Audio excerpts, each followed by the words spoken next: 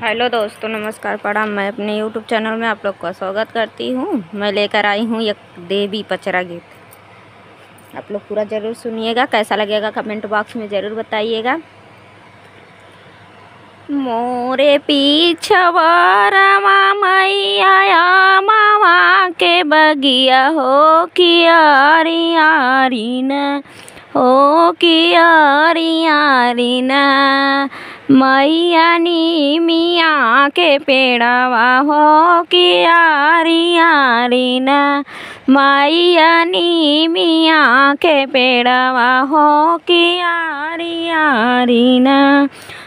मामा की डरिया बैठ को बोली कोयलिया हो कि जागा मैया ना हो गए भोर भी न शरमा हो कि जागा मैया ना कोई की बोली सुनी उड़ी है भवानी की गगरिया लैके ना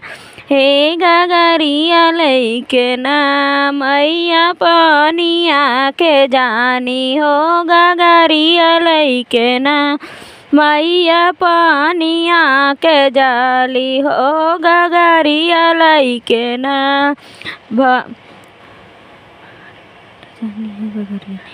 बारी के गगरी मैया धरली डगरिया की जो है हो लागिना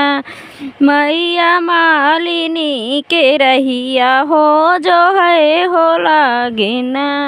मैया मालिनी की रहिया हो जो है हो लागिना घुमाते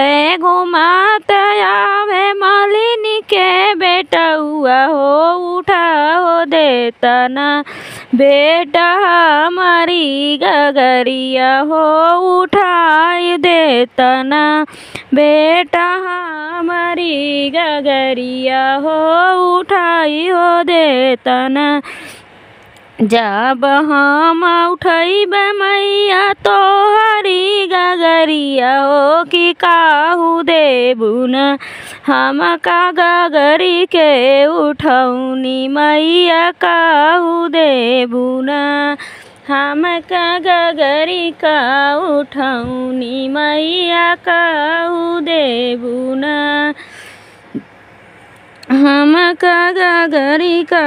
उठौनी मैया काहू देबू न तोहा कहत देब बेटा हीरा अउरी मोती तोहा कहत देब बेटा हीरा अउरी मोती तोरा रानिया के ना करब कोखिया पवित्र बेटा रानी तोरी न करब कोखिया पवित्र बेटा रानी तोरी न